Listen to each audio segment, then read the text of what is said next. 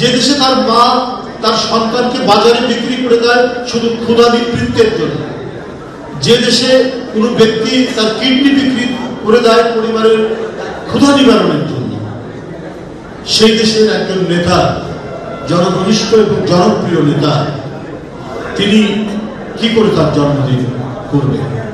কত মানুষ অসুস্থ, কত মানুষ ক্ষুধার্ত। জুলাই আন্দোলন তার আগের পূর্বাপর বিএনপির কত নেতাকর্মী এবং সারা দেশের কত মাসুম বাচ্চা, শিশু, তরুণ, কিশোর, যুবকরা নিজের জীবন দিয়ে গণতন্ত্র ফিরিয়ে নিয়ে এসছে।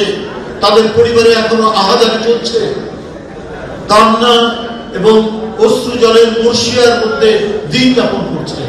সেখানে কি করে বাংলাদেশের একটি বৃহত্তম রাজনৈতিক দলের নেতা তিনি তার ঢাকঢোল পিটিয়ে জন্মদিন? এই সমস্ত বিষয়গুলি আমি চিন্তা করেছি এবং সুস্পষ্টভাবে বলেছেন, এইভাবে বলে দেন যে কোনো আড়ম্বরপূর্ণ কোনো ধরনের অনুষ্ঠান করা যাবে না।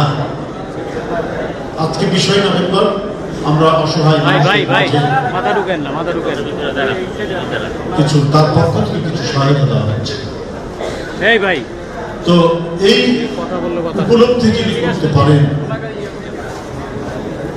তিনি তো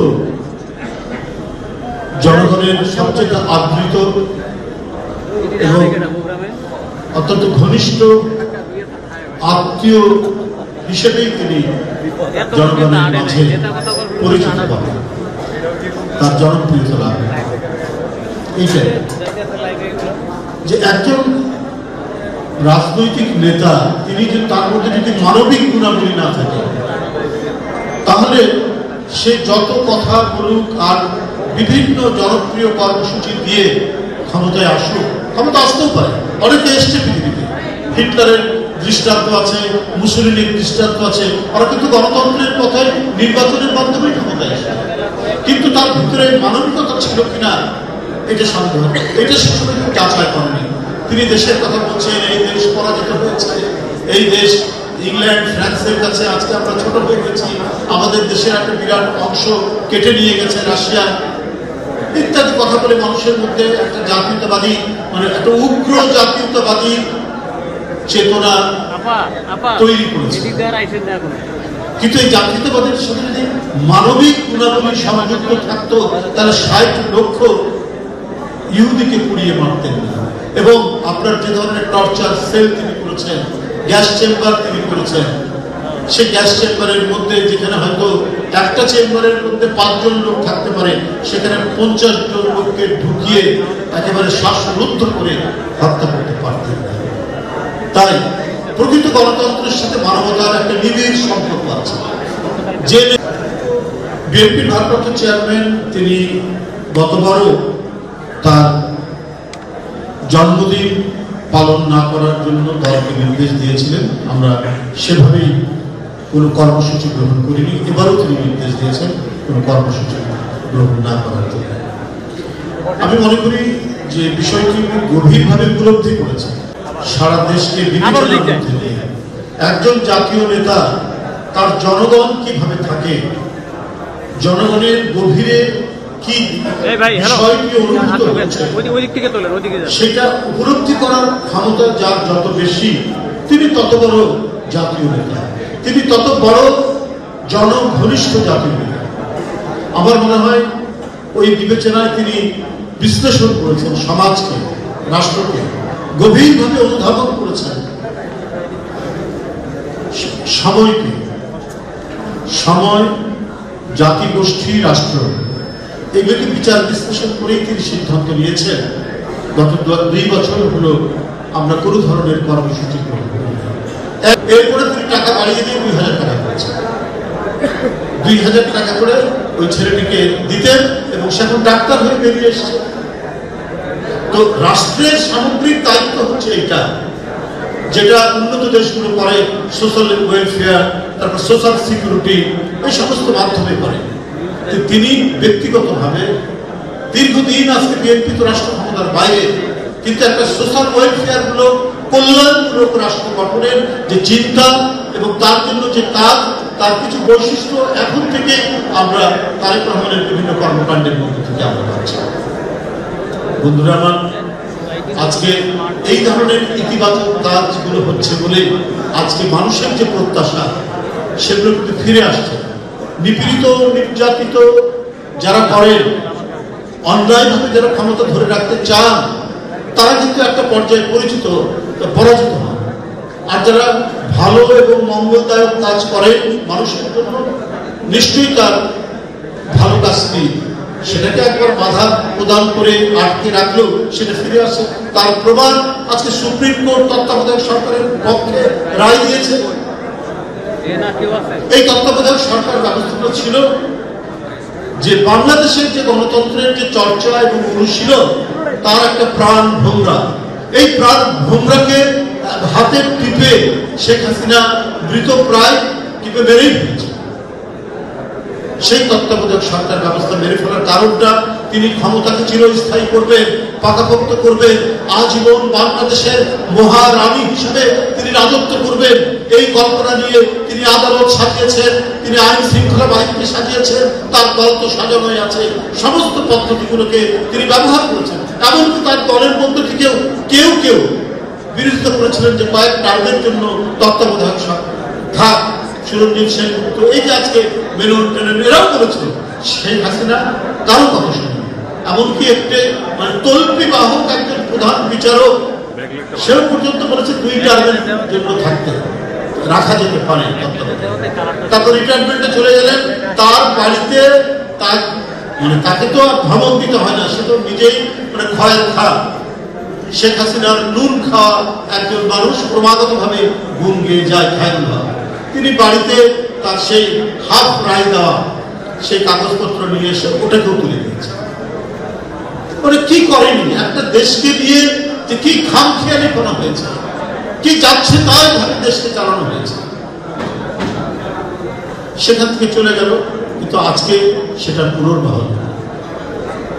গণতন্ত্রের পথ চলার জন্য বাংলাদেশে কেউ যাতে আবার নতুন করে ফ্যাসিস্ট হয়ে না উঠতে পারে, তার জন্য আমি মনে করি আজকে এই রায়টি অত্যন্ত ইতিবাচক এবং আবারও গণতন্ত্রকে প্রাণবন্ত করার জন্য এবং গণতন্ত্রের যে আমি যে প্রাণ ভোমরার কথা বললাম, সেই প্রাণ ভোমরাটা আবারও পুনরুজ্জীবিত হলো আজকের এই রায়ের। আমি আর বক্তব্য দীর্ঘায়িত করব না। আজকে আমরা বিএনপি পরিবার মূলত যারা নেতৃত্ব দিচ্ছেন, আতিকুর রহমান রুমন এবং মিথুন, তারা যেভাবে প্রতিনিয়ত প্রতিদিন এই সংগঠনটিকে নিয়ে মানুষের কাছে যাচ্ছেন, যারা তারেক রহমানের শুভেচ্ছা নিয়ে সহযোগিতা নিয়ে তারা এটির আয়োজন করেছেন, তাদের এই আয়োজন এবং তাদের অব্যাহত এই মানব কল্যাণমূলক কাজের যে প্রয়াস তারা চালাচ্ছেন সেটা এগিয়ে যাবে, এই আশাবাদ ব্যক্ত করে আমরা। আপনারা সবাই জানেন যে আমাদের নেতা বিএনপির ভারপ্রাপ্ত চেয়ারম্যানের জন্মদিন, কিন্তু জন্মদিন উপলক্ষে আমরা কোনো অনুষ্ঠান করছি। তিনি সারা দেশে আমরা বিএনপি পরিবার এই সংগঠনটির মধ্যে দিয়ে তিনি অসহায় পরিবারের মাঝে যে যোগাযোগটা করেন, সেই কর্মসূচির অংশ হিসেবেই আজকের এই অনুষ্ঠানটা। সারা দেশে বেশ কিছু পরিবারকে এখানে নিয়ে আসা হয়েছে, তাদেরকে কিছু সহায়তা দেওয়া হয়। তিনি যত বেশি মানবিক, তিনি তত বেশি গণতন্ত্রী। শেখ হাসিনা সেইখানটাই ছিল তার সবচেয়ে অভাব। উনি মানবতা ধারণ করতে পারেন, উনি মানবতাকে অবলম্বন করতে পারেননি বলেই রাষ্ট্র ক্ষমতায় যে নিষ্ঠুরতা তিনি দেখিয়েছেন, এই নিষ্ঠুরতা বাংলাদেশের ইতিহাসে আর কেউ দেখিয়েছেন বলে আমাদের মনে হয়। আজকে তিনি 5ই আগস্টের পর থেকে না, তার আগে আমরা বিএনপি পরিবার রুম্মনের এবং মিথুনের নেতৃত্বে যে প্রতিষ্ঠা করেছিলেন, এটা কিন্তু 5ই আগস্টের আগে এবং তারও আগে 2009 সাল বা 8 সালে শুধু বিএনপির নেতা কর্মী না, যারা বিএনপি করে না এই সমস্ত পরিবার আজকেও আছে। তারা যেমন গুলিতে আহত আছেন, নিহত পরিবার আছে এবং অসহায় পরিবার আছে যারা বিএনপি করেন। তিনি তো জাতীয় নেতৃত্বের জায়গায় আছে, তো তিনি শুধু যদি শুধু দল নিয়েই চিন্তা করেন, দলের নেতাকর্মী নিয়ে চিন্তা করেন, তাহলে তিনি জাতীয় নেতার আসরে থাকবেন না। এই বৈশিষ্ট্যটি তার মধ্যে নেই। আমরা কদিন আগে ঘুরে আসলাম পটুয়াখালী থেকে, একটা ক্ষুধার্ত লোক 5 দিন খেতে পায়নি। একটা সংবাদপত্রের একবারে কোণে এই সংবাদকে তিনি দেখেছেন কোনো না কোনোভাবে। এখন তো কমিউনিকেশনের নানা মাধ্যম হয়েছে, এই মাধ্যমে তিনি দেখেছেন। আমরা বিএনপি পরিবারকে সেখানে পাঠিয়েছেন, আসলেই দেখি যে 5-6 দিন কিছু খেতে পারেনি, তাদেরকে সহযোগিতা দেওয়ার জন্য তিনি পাঠান না। আমিও গিয়েছিলাম তাদের সাথে, তারা বিএনপি করেন। এই যে জাতীয় রাজনীতির একটি কেন্দ্রবিন্দুতে থেকে গোটা জাতিকে তিনি অবগাহন করতে পেরেছেন তার হৃদয়ের মধ্যে, এটাই জাতীয় নেতৃত্বের একটা বড় বৈশিষ্ট্য নিয়েই যারা তারেক রহমান কাজ করছে। তো এই কাজের মধ্যে আলাদাভাবে তার জন্মদিন পালনের তো কিছু নেই। তার সমস্ত যে কাজগুলো, এই কাজগুলো যেভাবে তিনি করছেন এবং এর যে অব্যাহত ধারা থাকতে পারে, তার প্রতিটি দিনই হবে জন্মদিনের। এই কাজগুলোই হবে তার জন্মদিনের কাজ। আলাদা করে কোনো উৎসব বা আয়োজনের দরকার নেই। এর মধ্যেই তিনি পৌঁছে যাচ্ছেন মানুষের মধ্যে, মানুষের কাছে। বন্ধুরা আমার, আমি এই জন্যই এই কথাটা বললাম যে এই দিক মানে এই বৈশিষ্ট্যটার উপরে বেশি জোর দিয়েছেন, বেশি গুরুত্ব দিয়েছেন মানে কোথায় পাহাড়, কোথায় পটুয়াখালীর সমুদ্র, কোথাও মানে তিস্তা নদীর চর, বাংলাদেশের প্রত্যন্ত অঞ্চল, জনপদের পর জনপদ, যেখানে আহাজারি, যেখানে ক্ষুধা, যেখানে অন্যায়, যেখানে উদ্ভ্রান্ত আক্রমণ হয়ে মানুষ আর বিধ্বস্ত অবস্থায়, অসুস্থ অবস্থায় পড়ে আছে, সেখানে তিনি তার আশ্বাসের বাণী শোনাচ্ছেন। হয়তো সহযোগিতা খুব অল্প, তেমন কিছু নয়, কিন্তু আমাদের কাছে তো এই জিনিসগুলো একটা ইম্প্যাক্ট অনেক বেশি মানুষের মধ্যে। আমাদের কাছে তো এই জিনিসগুলো জমা থাকছে। যদি বিএনপি রাষ্ট্র ক্ষমতায় আসে, তখন তার এই সামাজিক কর্মকাণ্ডের, সমাজ সেবামূলক কর্মকাণ্ডের এই পরিধিটা আরো বাড়বে। সেটারই প্রমাণ, সেটারই আলামত হচ্ছে আমরা বিএনপি পরিবারের এই কর্মকাণ্ড। আমি যে কথাটি আগেই বলছিলাম যে আমরা কিছু কাজ করছি, মানুষ হয়তো জানছে যে কাজ করছে, কিন্তু অনেক কাজ তিনি আগে যেভাবে করে রেখেছেন। আমি গত পরশুদিন আমরা বগুড়ায়, আমার এক নেতা বললেন একটা ছেলে খুব ব্রিলিয়ান্ট ছাত্র, স্কুলে পড়ে, তিনি খবর পেয়েছেন তার স্কুলের এবং তার মানে পড়াশোনা এবং শিক্ষার খরচের জন্য প্রতি মাসে 1000 করে টাকা।